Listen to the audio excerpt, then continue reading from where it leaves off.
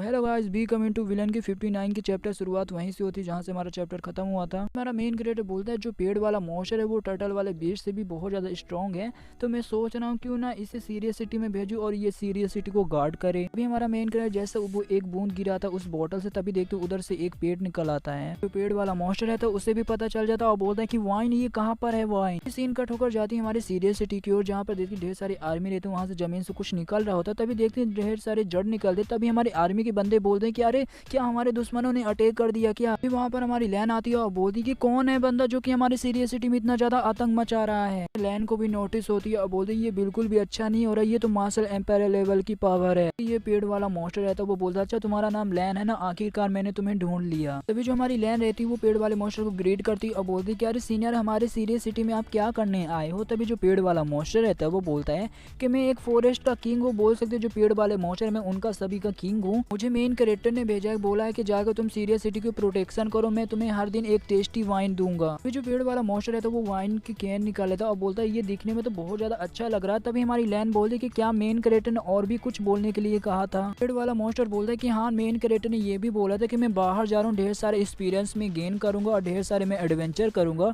और ढेर सारे मैं स्ट्रॉन्ग बंदों को भी ले आऊंगा अपने साथ। मुझे ये स्पेस रिंग दिया और बोला जाकर लैन को दे देना, इस स्पेस रिंग में ढेर सारे रिसोर्सेज हैं जिसकी मदद से जो अपना सीरियस सिटी उसे बहुत ज्यादा विकास करे, अपने ढेर सारे आर्मी को और भी ज्यादा स्ट्रॉन्ग बनाए। अभी हमारी लैन बोलती कि अरे ये तो हाई ग्रेड की स्पिरिट स्टोन, मेन क्रिएटर हमारे बारे में अभी भी वो सोच रहा है। तभी हमारा फैन बोलता है कि मेन क्रिएटर ठीक रहे जहाँ भी रहे। वो पेड़ वाला मॉन्स्टर है तो धीरे धीरे पेड़ बन जाता है। इससे मैं यहीं रहूंगा सीरियस सिटी में और उसकी प्रोटेक्शन करूंगा जैसे मैंने वादा किया था। मेरे को हर दिन एक वाइन चाहिए, सीरियस सिटी की आर्मी लोग जाओ मेरे लिए वाइन लेकर आओ। तो ठोकर हमारे मेन क्रिएटर की ओर आता है जो कि कहीं पर जा रही होती है। तभी हमारी यून बोलती कि अरे मेन क्रिएटर हमें 7 दिन लग जाएंगे जिनयांग डुओ में जाने के लिए, तो क्या तुम उससे पहले अपने पपेट का यूज नहीं करना चाहते जो कि एम्पायर लेवल की है।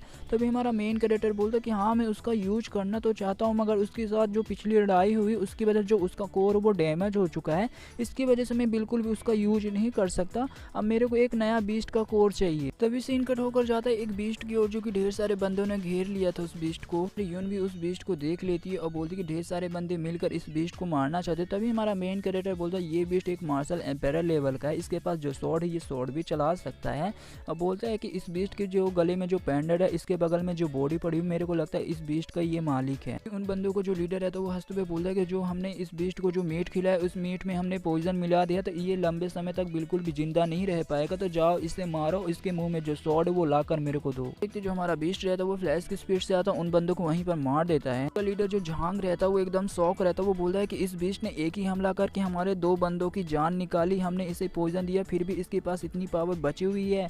तभी ये जो बंदा रहता है वो बोलता है कि अरे लीडर झांग बताइए हम क्या करें। तभी इनका लीडर जो झांग रहता है वो बहुत ज्यादा गुस्सा करते हुए बोलते हैं कि अबे साले तुम्हें बिल्कुल भी दिखाई नहीं दे रहा, इस बीस्ट के बगल में इसका मालिक की बची कुछ हड्डियां पड़ी हुई, तो जाकर उस पर हमला करो। ढेर सारे बंदे एरो से हमला कर देते, जो कुछ बंदे रहते वो हमारे बीस्ट पे हमला करते, हमारा बीस्ट भी हमला कर देता। तभी एक बंदे को लग जाता वो हमला, वो बंदा भी करता है अरे भाई तेरे को हमला लग गया। बंदा रहता वो बोलते कि अबे साले बीस्ट के बच्चे मैं आज तुझे मार डालूंगा, आज तू बिल्कुल भी जिंदा नहीं बचेगा। हमारा मेन कैरेक्टर बोलता है कि ये जो स्वॉर्ड वाला बीस्ट है ये देखा जाए तो बहुत पावरफुल है, मगर ऐसा चलता रहा तो ये बीस्ट भी बिल्कुल भी टिक नहीं पाएगा। तभी हमारा यून बोलती है कि अरे ये लोग बहुत ज्यादा हरामी है जो कि उस बीस्ट को मारना चाहते, उससे स्वॉर्ड लेना चाहते हैं, उसके जो मालिक का जो हड्डियां उसे भी बिल्कुल भी ये लोग नहीं छोड़ रहे हैं। जहांग रहता वो बोलते कि ओ बीस्ट के बच्चे स्वॉर्ड दे दे या मारा जा हमारे हाथों से। हमारा मेन कैरेक्टर 2 मास्क निकाला था, एक मास्क यून को दे देता है। तभी यून बोलती कि अरे मेन कैरेक्टर ये मास्क क्यों मेरे को दे रहे हो। तभी हमारा मेन कैरेक्टर बोलता है कि हम जाएंगे उस बीस्ट को मदद करेंगे, मगर इस मास्क को लगा लेंगे तो कोई भी हमें पहचान नहीं पाएगा। तो जो बीस्ट है तो वो भी कमजोर हो जाता। तभी ये बंदा बोलते अरे बीस्ट के बच्चे अब मरने के लिए तैयार हो जा। जैसे वो बंदा बीस्ट पर अटैक करता, मगर देखते कोई दूसरा अटैक आ जाता। तभी देखते जो हमारा मेन कैरेक्टर वो सामने आ जाता उस बीस्ट के सामने। हांग रहता वो बहुत ज्यादा गुस्सा करते हुए बोला कि अबे साले लोग तुम लोग हो कौन और मेरे मामले में अपनी टांग क्यों अड़ा रहे हो। हमारा मेन कैरेक्टर उस बंदे को देखता है और बोलता है क्या ये वही है। हमारा मेन कैरेक्टर इसके बारे में बताता है ये जिनयांगू सिटी का एक बिजनेसमैन का ये बेटा है जो कि हमेशा छोटे मोटे आदमी और औरत को धमकाता रहता है, हर बुरा काम किया है जिनयांगू सिटी में। मेरे नॉवेल के हिसाब से देखा जाए तो इसने एक बार यून को छेड़ दिया था, छेड़ने की कोशिश की थी,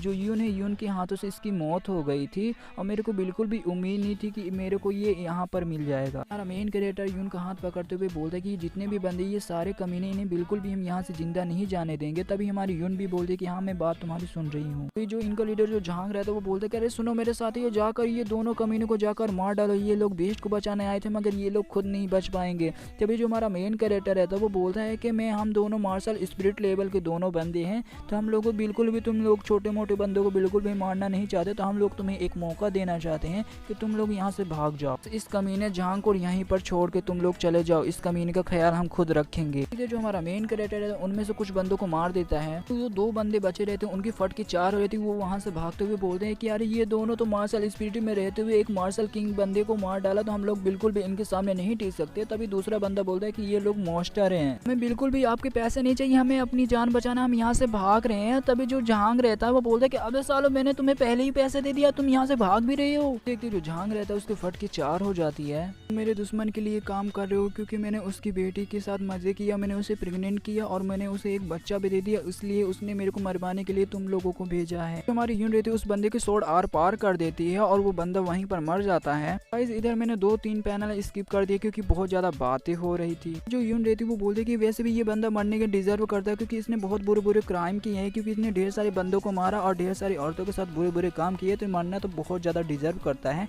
तभी हमारा मेन कैरेक्टर बोलता है कि शांत हो जाओ यून, इस पर ज्यादा गुस्सा करने की अब जरूरत नहीं है क्योंकि ये मर चुका है। यून बोलती कि अरे मेन कैरेक्टर संभल के जाना, आई नो वो घायल है मगर वो मार्शल एम्पायर लेवल का बीस्ट है। तभी हमारा मेन कैरेक्टर बोलता है कि चिंता मत करो, हम उस बीस्ट पे भरोसा कर सकते हैं। इसी के साथ हमारा चैप्टर यहीं पे खत्म होता है। तो वीडियो मैंने हो तो लाइक करना, चैनल मैंने सब्सक्राइब करना। तो मिलते किसी अगली वीडियो के लिए, तब तक के लिए बाय बाय।